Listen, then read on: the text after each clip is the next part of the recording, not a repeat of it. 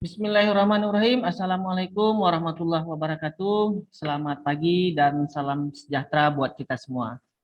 Perkenalkan, nama saya Dedi, Eskep Nurse MKep, dengan nomor induk dosen nasional 0127108702.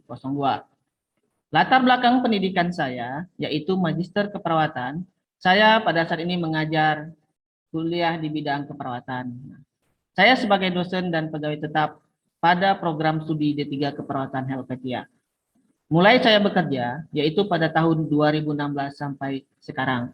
Selama saya menjadi dosen, saya sudah menghasilkan 3 buku yang ber-ISBN, yaitu buku keperawatan medikal bedah, buku konsep dasar keperawatan, dan buku praktikum klinik keperawatan jiwa. Pada hari ini, saya akan menjelaskan tentang teknik pengajaran saya, yaitu yang saya ampu mata kuliah keperawatan jiwa. Dengan kode mata kuliah CAP 5.13. Beban kredit yaitu sebanyak 2 SKS, di mana 1 teori dan 1 praktek. 1 teori waktu pertemuannya yaitu 50 menit, dan untuk 1 praktek atau 1 praktikum yaitu 100 menit. Nah, penempatan mata kuliah ini yaitu pada semester 4.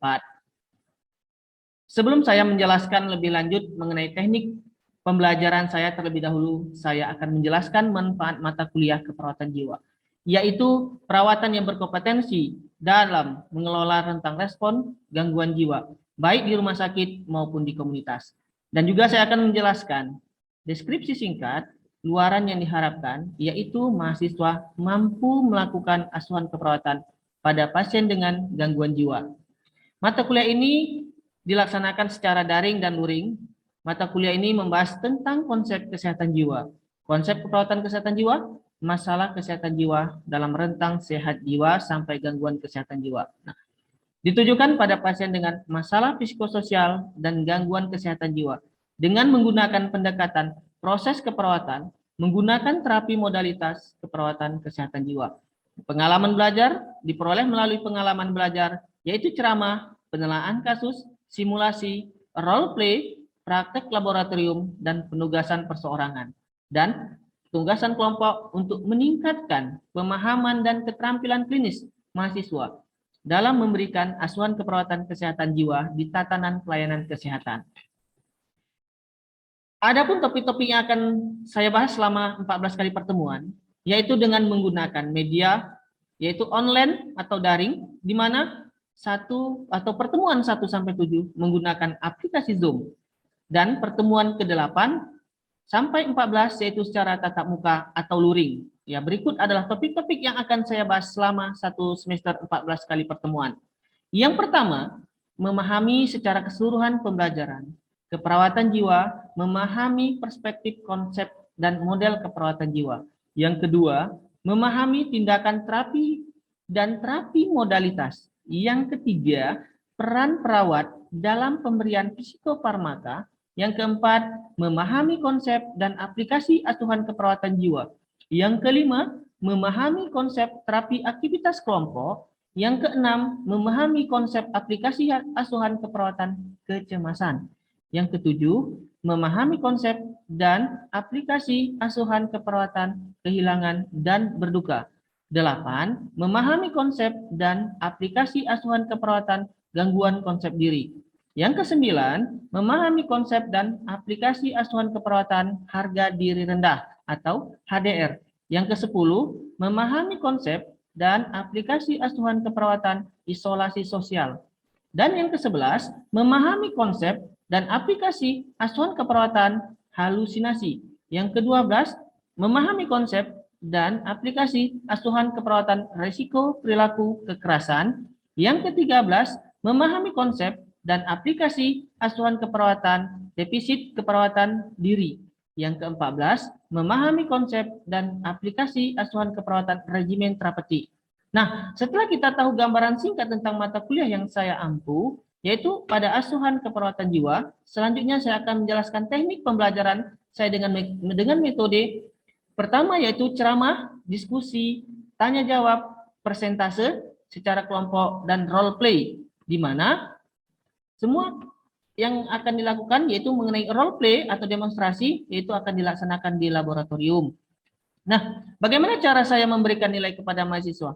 Yaitu pada pertemuan pertama perkuliahan, saya selalu menjelaskan kontrak perkuliahan yang disepakati dengan mahasiswa dan dosen.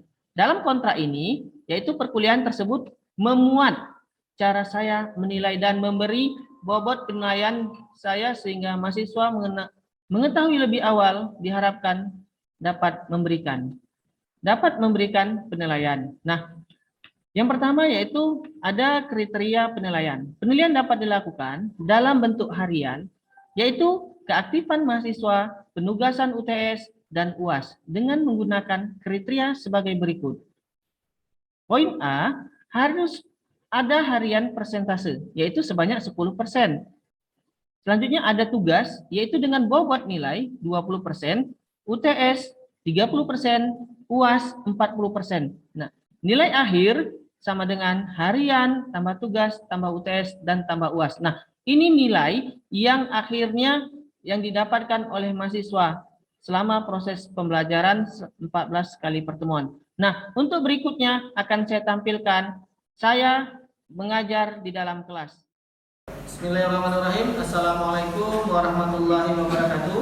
Waalaikumsalam warahmatullahi wabarakatuh. Oke, hari ini kita bahas mengenai memahami konsep dan aplikasi asuhan keperawatan risiko perilaku kekerasan. Ini pokok bahasanya. Oke, nah sebelum saya masuk pokok bahasan, sebelum saya menjelaskan, saya akan bertanya kepada mahasiswa, ya, dengan yaitu yang saya tanyakan apa yang dimaksud dengan resiko perilaku atau perilaku kekerasan. Nah, siapa yang akan untuk mencoba menjawab? Ayo, silakan. Siapa yang ingin menjawab? Ya, silakan.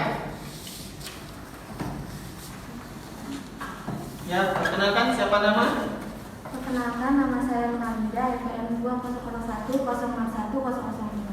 Izin menjawab, Pak. Menurut saya pelaku kekerasan itu adalah suatu keadaan di mana seseorang melakukan tindakan yang dapat membahayakan secara fisik baik kepada diri sendiri ataupun maupun orang lain, Pak. Oke. Ada yang ingin menjawab? Ya, silakan sebutkan nama. Baiklah, nama saya Dari Saputra, NIM 210 11016. Di sini saya akan menjawab definisi perilaku kekerasan itu adalah suatu bentuk perilaku yang bertujuan untuk melukai seseorang secara fisik maupun psikologis. Oke. Ada yang mau jawab lagi? Tidak ada? Tidak ada? Tidak ada ya? Oke. Dan apa yang dimaksud dengan definisi perilaku kekerasan? Kebutuhan yang tidak terpenuhi, yang dirasakan sebagai ancaman. Inilah definisi perilaku kekerasan ya. Nah, ini salah satu pokok bahasan kita pada hari ini, perilaku kekerasan. Oke. Rumah sakit, aktivitas motorik meningkat, buat pada seperti itu. Nah, oke, ada manajemen krisis ya. Manajemen krisis ini yaitu salah satu identifikasi pimpinan krisis dan yang pertama. Nah, saya contohkan seperti ini. Selamat pagi Bu, perkenalkan nama saya Dedi. Saya perawat di ruangan ini. Saya dinas pagi pada hari ini. Jadi pada hari ini saya akan merawat ibu mulai dari jam 7 pagi sampai jam 2 siang. Ya. Itu untuk orientasi. Ya. Selanjutnya masih di orientasi. Kalau boleh tahu nama ibu siapa? Dan suka dipanggil siapa atau apa? Ya, nama kesukaannya. Dan waktu kontrak atau kontrak waktu. Berapa lama waktu yang akan kita butuhkan dengan pasien tersebut? Ya kita sebutkan. Bagaimana waktunya hanya 10 menit saja. Di mana tempatnya? Kita cari tempatnya di mana. Kita gunakan tempatnya di ruangan sini saja, misalnya seperti itu. Fase orientasi. Selanjutnya ada fase terminasi. Fase terminasi yaitu ada cara kita mengidentifikasi penyebab perilaku kekerasannya, tanda gejala perilaku kekerasannya, ya. Dan selanjutnya ada fase ya.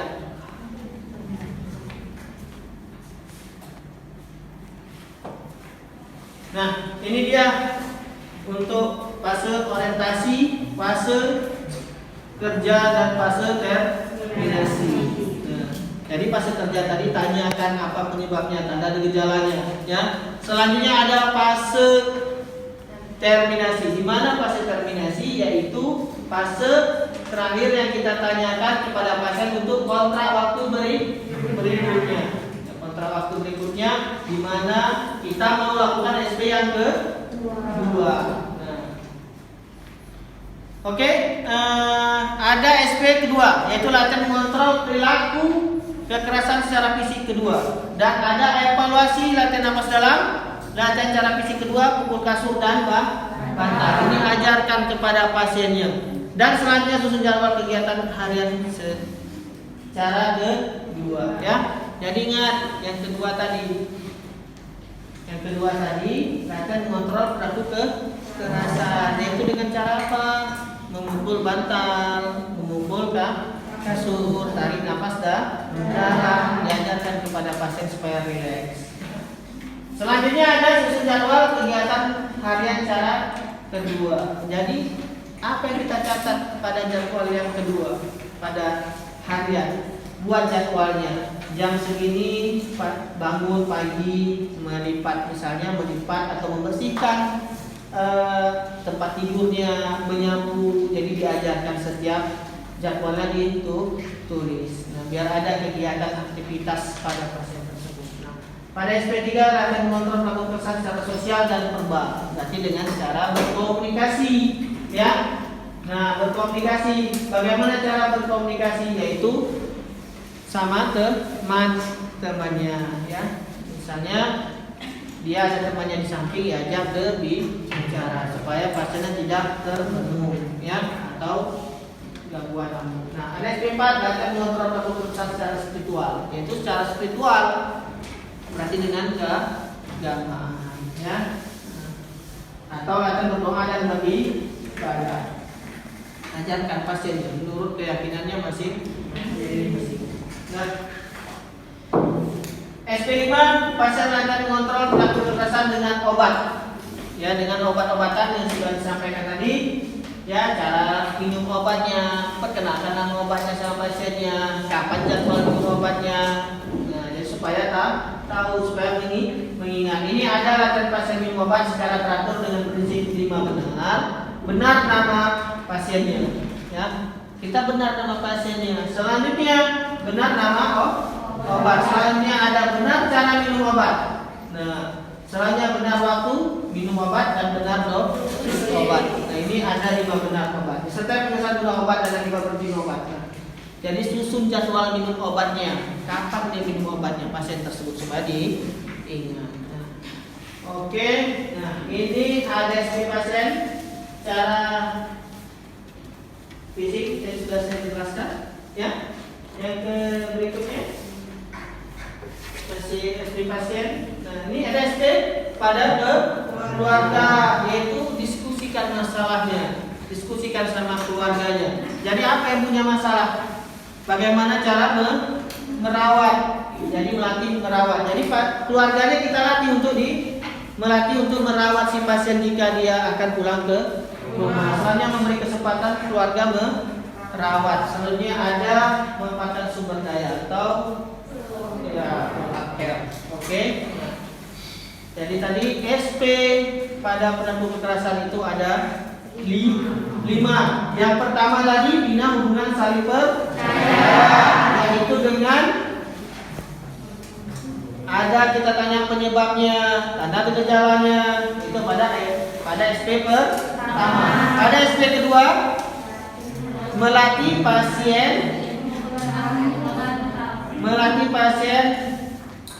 fisik pasien ya, yaitu secara fisik ya, secara fisik tarik nafas dalam. Dan yang berikutnya ada memukul bantal ataupun di kasur.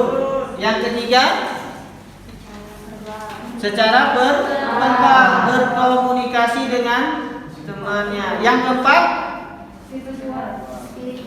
spiritual, yaitu beribadah dan keagamaan. Yang kelima, minum obat secara teratur, ya, itu SP. Nah, oke, nah sampai di sini saya akan bertanya ya. Ya, coba sebutkan pada SP yang pertama tadi ada bina hubungan saling percaya. Ya, bina hubungan saling percaya. Nah, coba siapa yang dapat mengungkapkan ada beberapa fase pada bina hubungan saling percaya? Silahkan. Ya. Sebutkan nama. Perkenalkan, saya Dama Lestari Bormanulan dengan NPM 2001061001. Saya akan menyebutkan tahapan dari SP perilaku kekerasan, yaitu yang pertama kita harus membangun hubungan saling percaya dengan pasien. Lalu kita identifikasi penyebab dan tanda-tanda gejala pada pasien. Yang kedua, kita melakukan atau mengajarkan kepada pasien latihan mengontrol fisik. Lalu kita mengajarkan juga untuk pasien mengungkapkannya dengan memukul bantal atau tilam. Yang ketiga yaitu dengan verbal, kita anjurkan pasien untuk komunikasi dengan teman sekamarnya agar tidak termenung. Lalu yang keempat, kita ajarkan secara spiritual, yaitu dengan berdoa atau beribadah dengan menurut agama dan kepercayaan kepada pasien. Yang kelima yaitu kita bantu dengan obat-obatan sesuai yang dianjurkan dokter. Oke, terima kasih. Ya, beri tepuk tangan.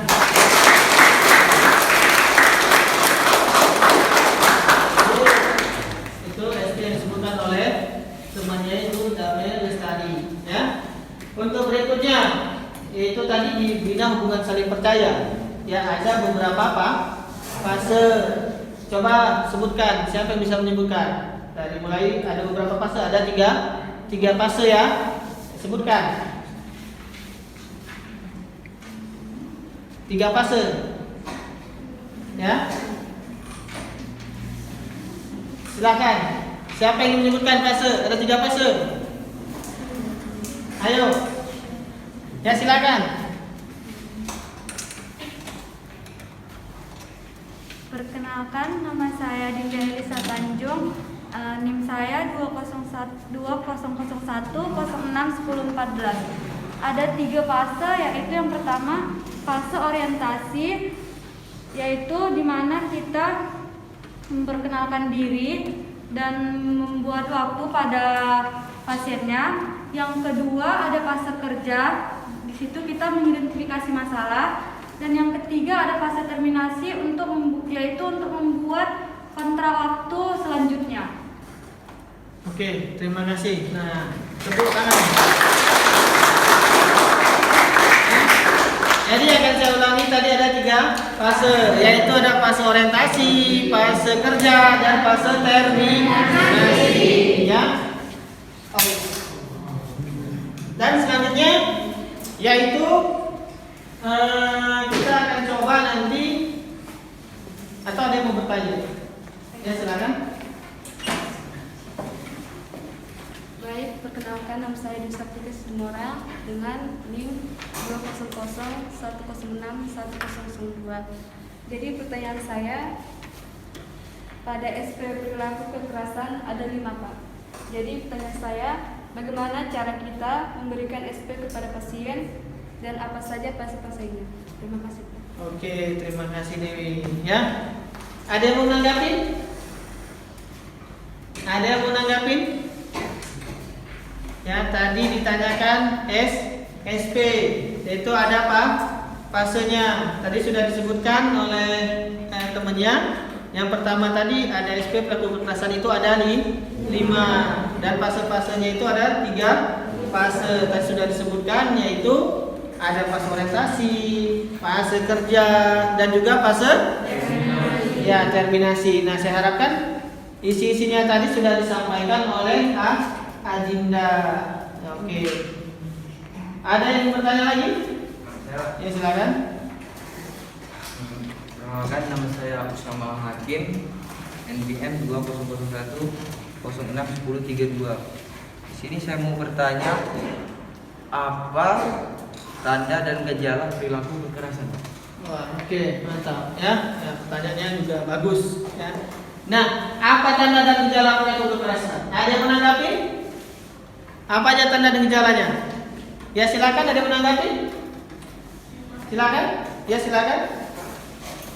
Baik, saya Ismi Sabira, NPM 2001 061003. Tanda dan gejalanya yaitu pasien tegang, matanya melotot, tangannya biasanya menggenggam. Seperti itu, Pak. Oke, terima kasih. Ada lagi yang mau merespon atau menanggapi? Ada? Ada? Ya, silakan. Sebutkan nama.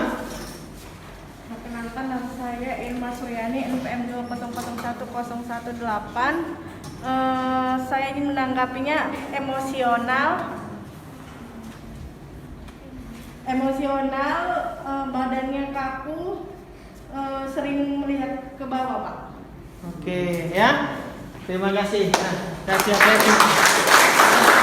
Jadi tanda dan gejala pada pasien dengan perilaku kekerasan yang pertama itu matanya merah dan tangannya menggenggam, tubuhnya juga kaku.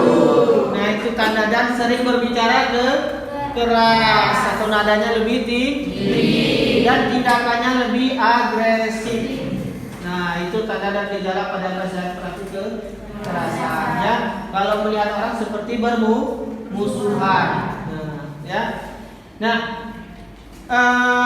coba kita role play. Tadi kan kita sudah bicara mengenai SP, kita sudah bicara mengenai cara-caranya, bagaimana cara melakukan strategi pelaksanaan kepada pasien dengan perilaku kekerasan. Nah, sekarang kita coba untuk mempraktekkan atau merole play, ya, merole play bagaimana kita memberi strategi pelaksanaan pada pasien itu pada pasien yang berlaku kekerasan. Ya, saya minta 2 orang mahasiswa yang bersedia untuk coba memperagakan atau mempraktekkan untuk SP pertama saja. Saya minta. Nah, siapa yang bersedia kira-kira? Siapa yang bersedia? Ya, siapa? Arta, Pak. Arta dan Kartika, Pak. Nah, Arta sebagai apa ya? Perawat, Pak. Perawat. Kartika sebagai Pasien. pasien. Oke, boleh angkat kursinya? Nah, boleh angkat kursinya? Ya, boleh angkat kursinya di sini. Ya, hadapan ya. Berhadapan. Oke, silakan duduk. Nah, kita coba mempraktekkan. Ya, yang lain teman-temannya lihat. Ya, silakan. Pasiennya. Selamat pagi, Bu. Perkenalkan, nama saya Nurse Arta Sumurang. Saya perawat dari Institut Kesehatan Helvetia. Saya bertugas untuk merawat Ibu pagi ini dari mulai pukul 7 pagi sampai 2 siang ya, Bu. Ya, Bu. Kalau saya boleh tahu, nama Ibu siapa ya? Nama saya Kartika, Bu. Ibu senangnya panggil siapa? Saya senangnya dipanggil Tika. Baik, Bu Tika. Di sini saya akan melakukan praktik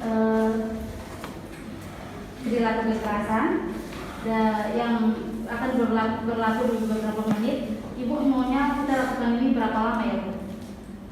Ibu aja lah mau berapa lama. Baik, kita lakukan sekitar 10 menit saja ya Bu. Ibu maunya tempatnya di mana ya? Sini aja. Enggak Bu. Baiklah Ibu, kita melakukan SP-nya di sini saja ya Bu. Nah, saya di sini sebagai perawat ingin menanyakan, biasanya kalau Ibu mulai merasa marah, itu tanda-tandanya seperti apa ya Bu? Kalau saya marah, mata saya melotot, tangan saya menggenggam, kadang-kadang saya pengen memukul orang Bu. Kalau seperti Ibu tuh biasanya Ibu ngapain? Kalau Ibu udah merasakan tanda-tanda seperti itu? Saya kalau ada tanda-tanda kayak gitu, saya mendengar suara kakak saya. Kakak saya suka memukul saya. Jadi membuat saya marah-marah Bu. Baiklah Ibu, nah di sini kita akan melatih dan mengontrol supaya apabila Ibu nanti mendengar suara-suara atau bisikan atau bayangan yang seperti Ibu katakan, bayangan seperti kakak Ibu mukul Ibu dapat mengontrolnya dengan yang pertama itu melatih nafas dalam, lalu ada memukul bantal, tiang, dan Ibu tidak boleh memukul seperti dinding atau benda-benda keras karena dapat melukai tangan Ibu juga. Lalu Ibu harus tetap konsisten dalam meminum obat ya Bu. Baiklah Ibu, Ibu, besok kita akan melaksanakan SP yang kedua untuk melatih kembali yang kita lakukan hari ini. Nanti saya juga akan melakukan jadwal kegiatan Ibu sehari-hari, akan saya berikan kepada Ibu. Nanti apabila Ibu melaksanakannya, Ibu boleh cantik benar, dan apabila Ibu tidak melaksanakan sama sekali, Ibu tidak boleh isi atau memberi angka 0. Ibu mengerti? Apa Ibu mengerti? Baik Ibu, terima kasih. Besok kita akan ketemu lagi sekitar jam 9 pagi. Lalu sekitar kita laksanakan sekitar 10 menit lagi ya Bu ya. Permisi Ibu. Oke, terima kasih.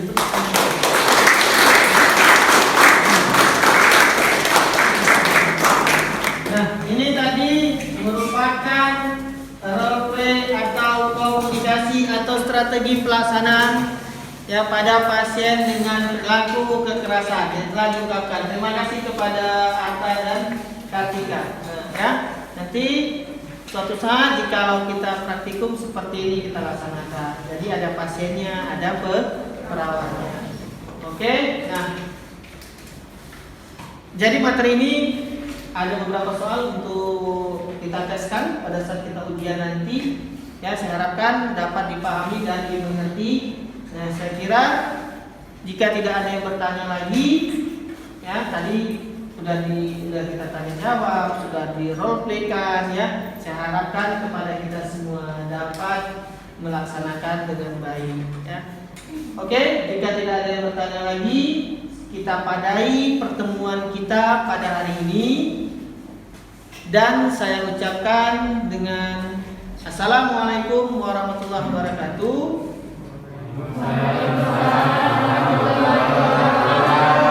Selamat pagi dan salam sejahtera untuk kita semua.